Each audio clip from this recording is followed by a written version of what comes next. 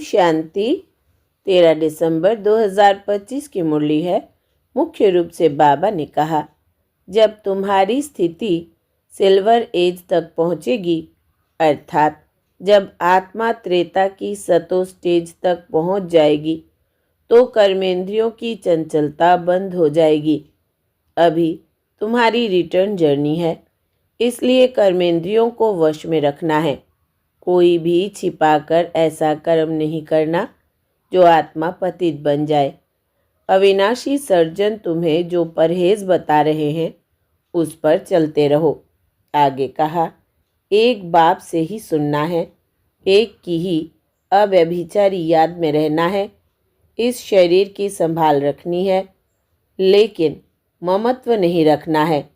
बाप ने जो परहेज बताई है, उसे पूरा पालन करना है। कोई भी ऐसा कर्म नहीं करना है जो बाप की ग्लानि हो, पाप का खाता बने। अपने को घाटे में नहीं डालना है। अब सुनते हैं माँ वाक्यों को विस्तार से। बाबा ने कहा, मीठे बच्चे, तुम्हारी यह ईश्वरीय मिशन है। तुम सबको ईश्वर का बनाकर उन्हें बेहद का वर्षा दिलाते हो। प्रश्न है, कर्मेंद्रियों की चंचलता समाप्त कब होगी? उत्तर, जब तुम्हारी स्थिति सिल्वर एज तक पहुँचेगी, अर्थात जब आत्मा त्रेता की सतो स्टेज तक पहुँच जाएगी, तो कर्मेंद्रियों की चंचलता बंद हो जाएगी। अभी तुम्हारी रिटर्न जर्नी है, इसलिए कर्मेंद्रियों को वश में रखना है। कोई भी छिपाकर ऐसा कर्म नहीं करना जो आत्मा पतित बन जाए। अविनाशी सर्जन तुम्हें जो परहेज बता रहे हैं, उस पर चलते रहो। गीत है, मुखड़ा देख ले प्राणी तुम मन दर्पण में। ओम शांति। रूहानी बच्चों प्रति रूहानी बाप समझा रहे हैं। न सिर्फ तुम बच्चों को, जो भी रूहानी बच्चे प्रजापिता ब्रह्मामुख वंशावली है, वो जानते हैं। हम ब्राह्मणों को ही बाप समझाते हैं। पहले तुम शूद्र थे, फिर आकर ब्राह्मण बने हो। बाप ने वर्णों का भी हिसाब समझाया है। दुनिया में वर्णों को भी समझते नहीं, सिर्फ गायन है। अभी तुम ब्राह्मण वर्ण के हो, फिर देवता वर्ण के बनेंगे। विचार करो, यह बात राइट है? जज योरसेल्फ। हमारी बात सुनो और भेंट करो। शास्त्र जो जन्म जन्मांतर सुने हैं और जो ज्ञान सागर बाप समझाते हैं, उनकी भेंट करो। राइट क्या है? ब्राह्मण धर्म अथवा कुल बिल्कुल भूले हुए हैं। तुम्हारे पास विराट रूप का चित्र राइट बना हुआ है, इस पर समझाया जाता है। बाकी इतनी भुजाओं वाले चित्र जो बनाए हैं और देवियों को हथियार आदि बैठ दिए हैं, वो सब है रॉन्ग। यह भक्ति मार्ग के चित्र है। इन आँखों से सब देखते हैं, परंतु समझते नहीं। कोई के ऑक्यूपेशन का पता नहीं है। अभी तुम बच्चों को अपनी आत्मा का पता पड़ा है और 84 जन्मों का भी मालूम पड़ा है। जैसे बाप तुम बच्चों को समझाते हैं, तुमको फिर औरों को समझाना है।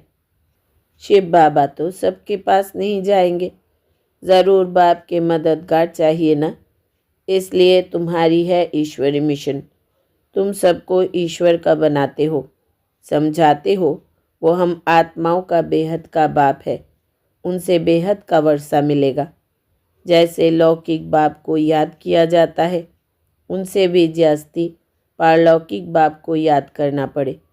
लौकिक बाप तो अल्पकाल के लिए सुख देते हैं, बेहद का बाप बेहद का सुख देते हैं। यह अभी आत्माओं को ज्ञान मिलता है। अभी तुम जानते हो 3 बाप है, लौकिक, पारलौकिक और अलौकिक। बेहद का बाप अलौकिक बाप द्वारा तुमको समझा रहे हैं। इस बाप को कोई भी जानते नहीं। ब्रह्मा की बायोग्राफी का किसको पता नहीं है? उनका ऑक्यूपेशन भी जानना चाहिए ना।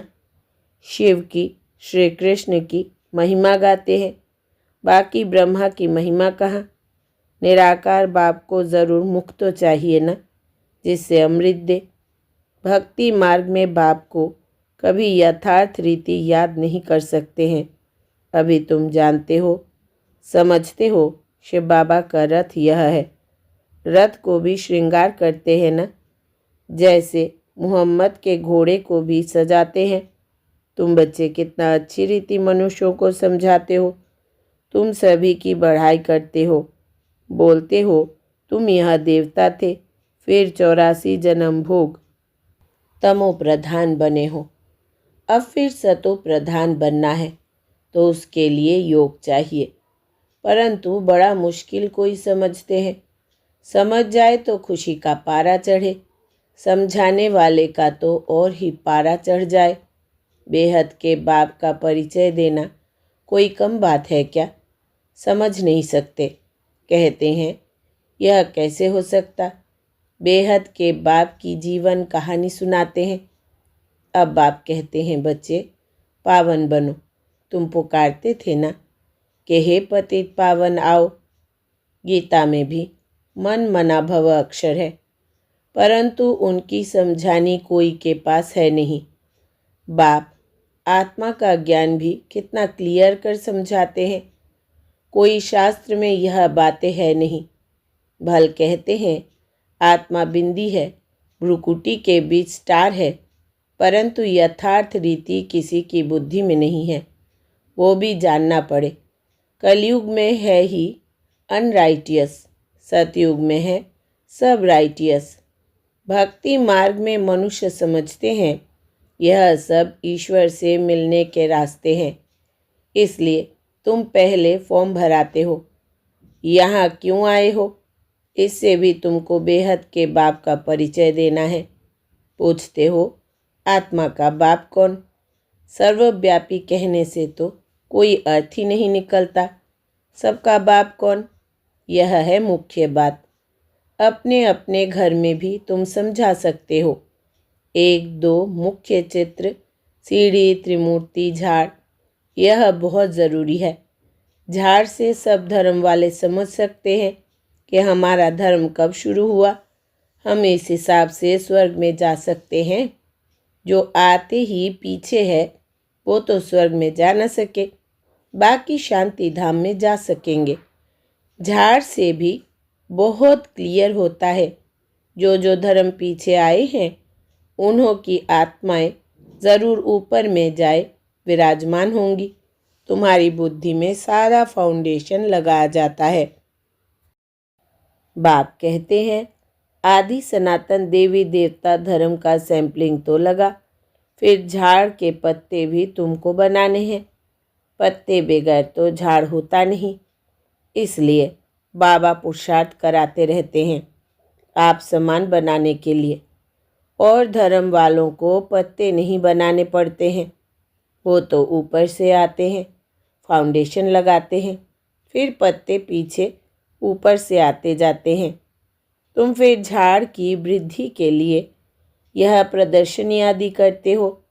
इससे पत्ते लगते हैं, फिर तूफान आने से गिर पड़ते हैं, मुरझा जाते हैं। यह आदि सनातन देवी देवता धर्म की स्थापना हो रही है। इसमें लड़ाई आदि की कोई बात नहीं, सिर्फ बाप को याद करना और कराना है। तुम सबको कहते हो और जो भी रचना है उनको छोड़ो। रचना से कभी वर्षा मिल ना सके। रचयिता बाप को ही याद करना है और किसकी याद ना आए। बाप का बनकर ज्ञान में आकर फिर अगर कोई ऐसा काम करते हैं तो उसका बोझा सिर पर बहुत चढ़ता है। बाप पावन बनाने आते हैं और फिर ऐसा कुछ काम करते हैं तो और ही पतित बन पड़ते हैं। इसलिए बाबा कहते हैं ऐसा कोई काम नहीं करो जो घाटा पड़ जाए। बाप की ग्लानि होती है ना, ऐसा कर्म नहीं करो जो विकर्म जास्ती हो जाए। परहेज भी रखनी है। दवाई में भी परहेज रखी जाती है। डॉक्टर कहे यह खटाई आदि नहीं खाना है तो मानना चाहिए। कर्मेंद्रियों को वश करना पड़ता है।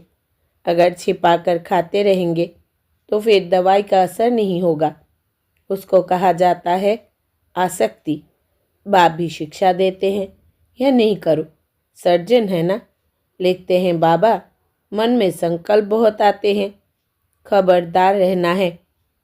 गंदे स्वप्न, मनसा में संकल्प आदि बहुत आएंगे, इनसे डरना नहीं है। सतयुग त्रेता में यह बातें होती नहीं।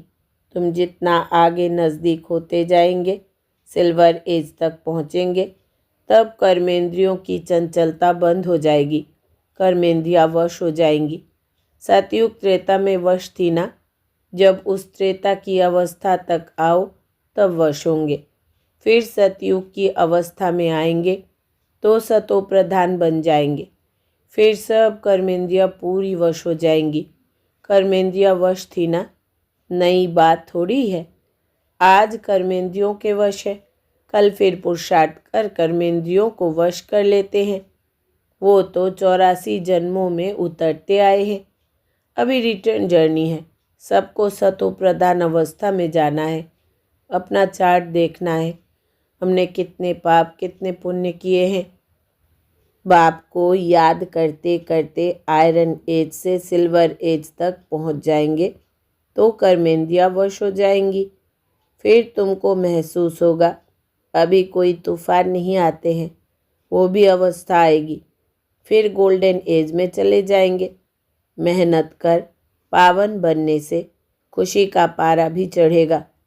जो भी आते हैं उनको समझाना है कैसे तुमने 84 जन्म लिए हैं। जिसने 84 जन्म लिए हैं वही समझेंगे, कहेंगे अब बाप को याद कर मालिक बनना है। 84 जन्म नहीं समझते हो तो शायद राजाई के मालिक नहीं बनते होंगे। हम तो हिम्मत दिलाते हैं, अच्छी बात सुनाते हैं, तुम नीचे गिर पड़ते हो। जिसने 84 जन्म लिए होंगे उनको झट स्मृति आएगी। बाप कहते हैं तुम शांति धाम में पवित्र तो थे ना, अब फिर तुमको शांति धाम सुख धाम में जाने का रास्ता बताते हैं। और कोई भी रास्ता बता न सके। शांति धाम में भी पावन आत्माएं ही जा सकेंगी। जितना खाद निकलती जाएंगी उतना ऊंच पद मिलेगा। जो जितना पुरुषार्थ करे, हर एक के पुरुषार्थ को तो तुम देख रहे हो। बाबा भी बहुत अच्छी मदद करता है। यह तो जैसे पुराना बच्चा है, हर एक की नब्ज को समझते हो ना। सयाने जो होंगे वो झट समझ जाएंगे। बेहद का बाप है, उनसे ज़रूर स्वर्ग का वर्षा मिलना चाहिए। मिला था, अब नहीं है, फिर मिल रहा है। एम ऑब्जेक्ट सामने खड़ा है। बाप ने जब स्वर्ग की स्थापना की थी तुम स्वर्ग के मालिक थे, फिर 84 जन्म ले नीचे उतरते आए हो। अभी है यह तुम्हारा अंतिम जन्म। हिस्ट्री रिपीट तो ज़रूर करेगी ना। तुम सारा 84 का हिसाब बताते हो। जितना समझेंगे उतना पत्ते बनते जाएंगे। तुम भी बहुतों को आप समान बनाते हो ना। तुम कहेंगे हम आए हैं सारे विश्व को माया की जंजीरों से छुड़ाने। बाप कहते हैं मैं सबको रावण से छुड़ाने आता हूँ। तुम बच्चे भी समझते हो बाप ज्ञान का सागर है। तुम भी ज्ञान प्राप्त कर मास्टर ज्ञान सागर बनते हो ना। ज्ञान अलग है, भक्ति अलग है। तुम जानते हो भारत का प्राचीन राजयोग बाप ही सिखलाते हैं, कोई मनुष्य सिखला नहीं सकते। परंतु यह बात सबको कैसे बताए। यहाँ तो असुरों के विघ्न भी बहुत पड़ते हैं। आगे तो समझते थे शायद कोई किचड़ा डालते हैं, अभी समझते हो यह विघ्न कैसे डालते हैं। नथिंग न्यू, कल्प पहले भी यह हुआ था। तुम्हारी बुद्धि में यह सारा चक्र फिरता रहता है। बाबा हमको सृष्टि के आदि मध्य अंत का राज समझाते रहते हैं। बाबा हमको लाइट हाउस का भी टाइटल देते हैं। एक आँख में मुक्ति धाम, दूसरी आँख में जीवन मुक्ति धाम। तुमको शांति धाम में जाकर फिर सुख धाम में आना है। यह है ही दुख धाम। बाप कहते हैं इन आँखों से जो कुछ तुम देखते हो उनको भूलो। अपने शांति धाम को याद करो। आत्मा को, अपने बाप को याद करना है। इसको ही अव्यभिचारी योग कहा जाता है। ज्ञान भी एक से ही सुनना है, वो है अव्यभिचारी ज्ञान। याद भी एक को करो, मेरा तो एक दूसरा ना कोई। जब तक अपने को आत्मा निश्चय नहीं करेंगे तब तक एक की याद आएगी नहीं।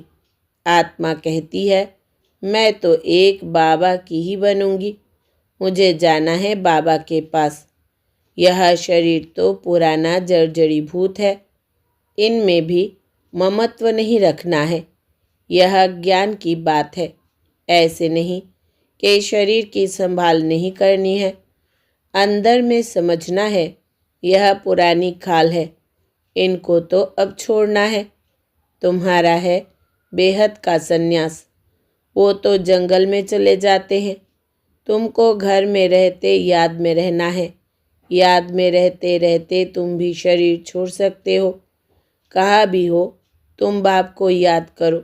याद में रहेंगे, स्वदर्शन चक्रधारी बनेंगे तो कहाँ भी रहते तुम ऊंच पद पालेंगे। जितना इंडिविजुअल मेहनत करेंगे उतना पद पाएंगे। घर में रहते भी याद की यात्रा में रहना है। अभी फाइनल रिजल्ट में थोड़ा टाइम पड़ा है, फिर नई दुनिया भी तैयार चाहिए ना। अभी कर्मातीत अवस्था हो जाए तो सूक्ष्म वतन में रहना पड़े।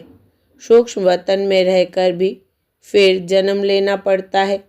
आगे चलकर तुमको सब साक्षात्कार होगा।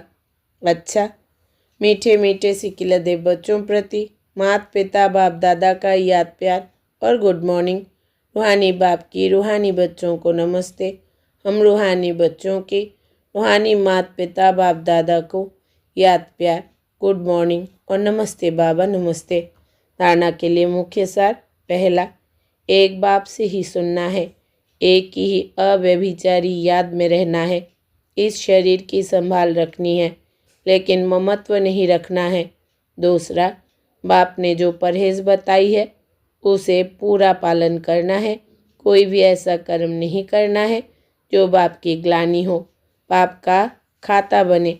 अपने को घाटे में नहीं डालना है। वरदान है आज का। 3 सेवाओं के बैलेंस द्वारा सर्व गुणों की अनुभूति करने वाले गुणमूर्त भव। विस्तार है। जो बच्चे संकल्प, बोल और हर कर्म द्वारा सेवा पर तत्पर रहते हैं वही सफलता मूर्त बनते हैं। तीनों में मार्क्स समान है। सारे दिन में तीनों सेवाओं का बैलेंस है तो पास विथ ऑनर व गुणमूर्त बन जाते हैं। उनके द्वारा सर्व दिव्य गुणों का श्रृंगार स्पष्ट दिखाई देता है। एक दूसरे को बाप के गुणों का व स्वयं की धारणा के गुणों का सहयोग देना ही गुणमूर्त बनना है, क्योंकि गुणदान सबसे बड़ा दान है। स्लोगन है, निश्चय रूपी फाउंडेशन पक्का है तो श्रेष्ठ जीवन का अनुभव स्वतः होता है। निश्चय रूपी फाउंडेशन पक्का है तो श्रेष्ठ जीवन का अनुभव स्वतः होता है। अव्यक्त इशारे। अब संपन्न व कर्मातीत बनने की धुन लगाओ।